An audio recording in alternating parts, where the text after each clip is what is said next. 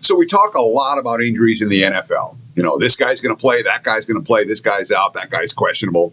In the NBA, injuries drive the betting marketplace. But in MLB, injuries are a little bit of a different story. Let's talk about it on today's Daily Double video powered by WagerTalk. I'm Ted Savransky, Teddy Covers, and on today's video, we're going to talk about the Dodgers and the Rays in West Coast action. We're going to talk about the Mariners facing off against the Orioles as well. And let's start with that game because that's where the injury info is really paramount for Seattle and Baltimore. Right now, look at the Odds Logic live odds screen. I'm seeing the Mariners in the minus 150 range, minus 155, minus 160 at the books that cater to recreational bettors where you have to lay extra juice. You can find as low as minus 145 right now if you shop around and play at books that cater to wise guys that don't make you pay extra juice for MLB. Total of this game, 7.5 juice to the over. And for Seattle, there's been a ton of injuries of late. You know, most notably, Cal Raleigh, a guy who hit 60 home runs last year and who has not been at that level this season. He's supposed to come off the IL today, and he's had a real good rehab at AAA Tacoma. In fact, he hit 5 home runs in his first 4 rehab starts. So Raleigh may be back at 100% tonight. In addition, Randy Arozarena has been hurt.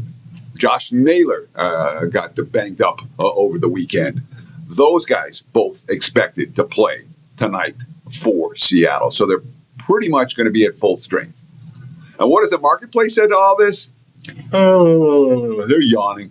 We're not seeing Mariners money pouring in because they're supposed to be healthy today, which tells us, A, something about Seattle, B, something about their situation tonight, and C, something about the opponent that they're facing this evening, the Baltimore Orioles. What are we seeing now for Seattle?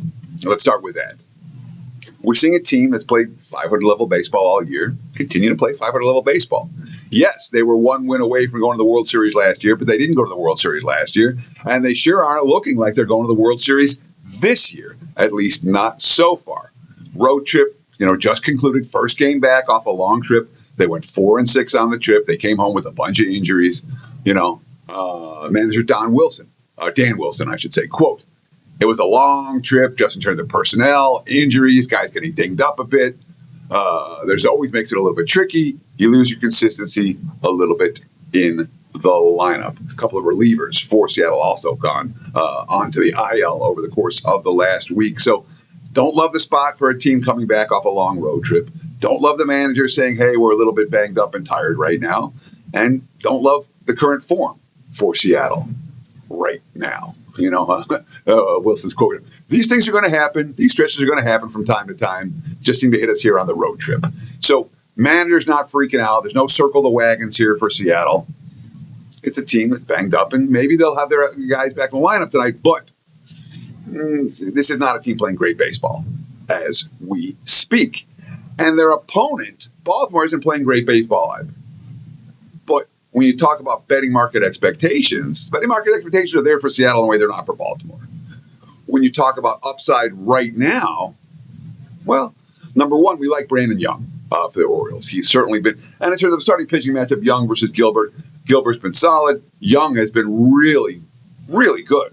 And there's a lot of hope for this young hurler for the Orioles. Certainly a guy who has shown signs of being a bet on hurling. He pitched really well, in his last start against this same squad. Of course, Seattle was in Baltimore just last week.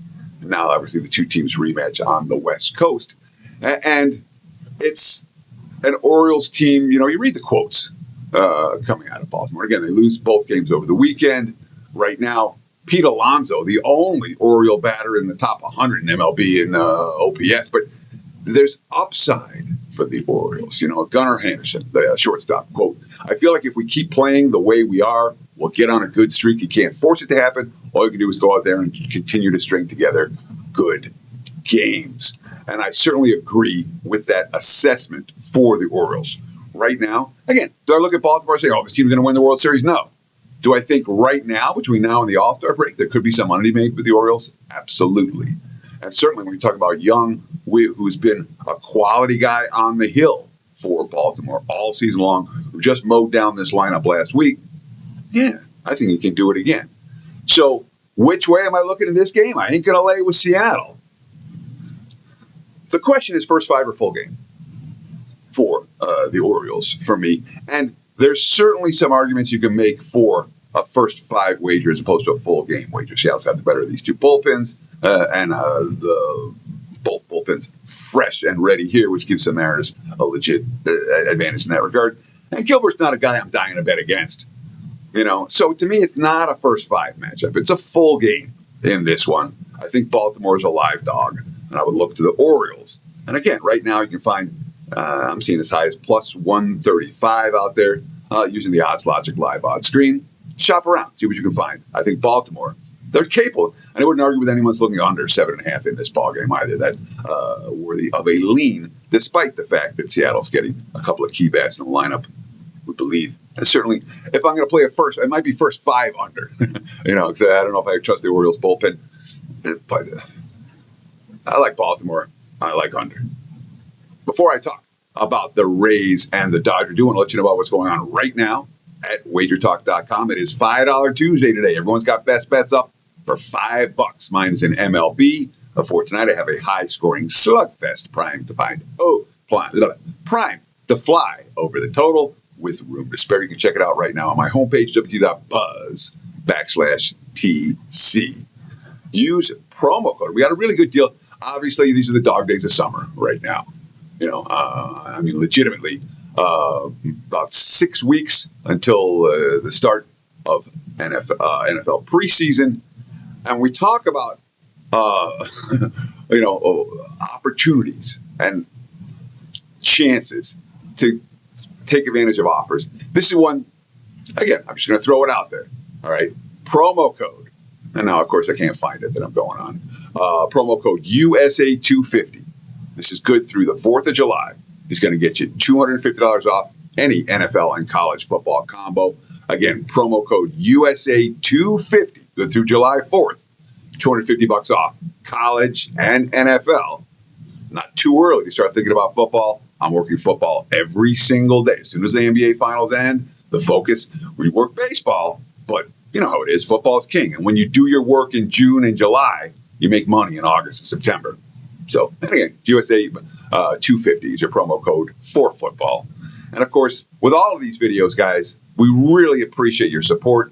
The comments, the likes, the follows make all the difference. Thank you for watching Wager Talk TV.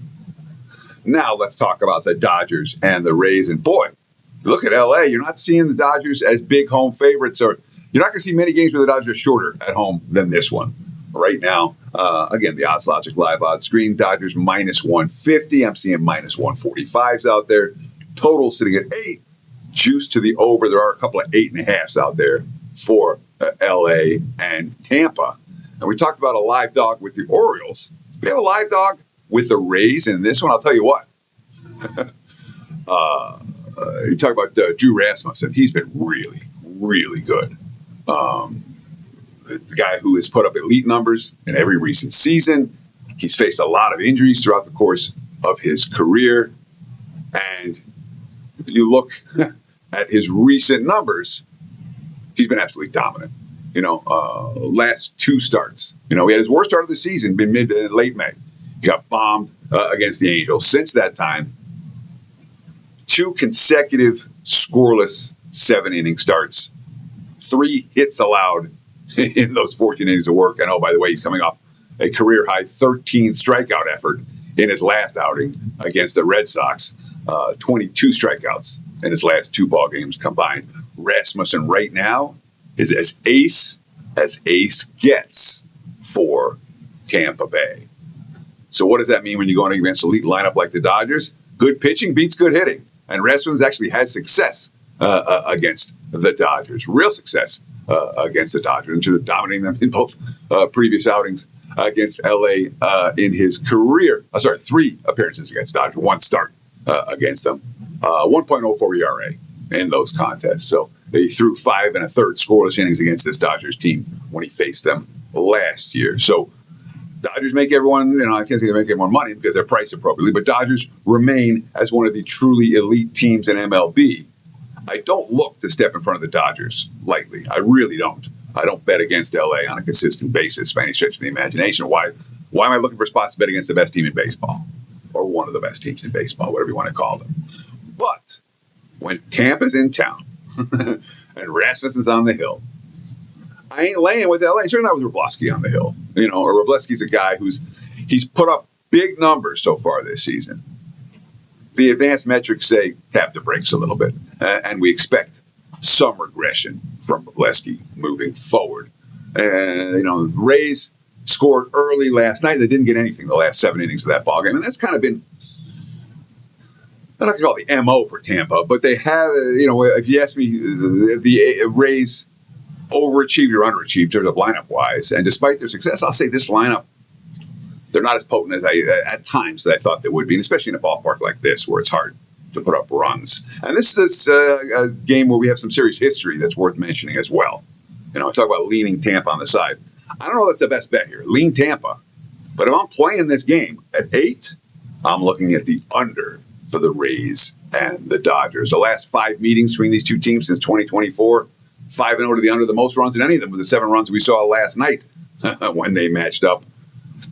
I'm not expecting fireworks at Dodger Stadium. It's not a hitter-friendly park at any point of the season. I believe in these pitchers. No argument if you want a first 5 under versus a full game under, but we're looking Tampa Bay. Maybe Tampa Bay first 5, full game under would be the best recommendation I have for you on this one. Thanks for watching WagerTalk TV, guys. Really, have yourself a great Tuesday. Be sure to check out those $5 plays at WagerTalk.com. Check out my homepage, w.buzz/TC. Like, comment, follow. Have a great Tuesday and beyond. Cheers.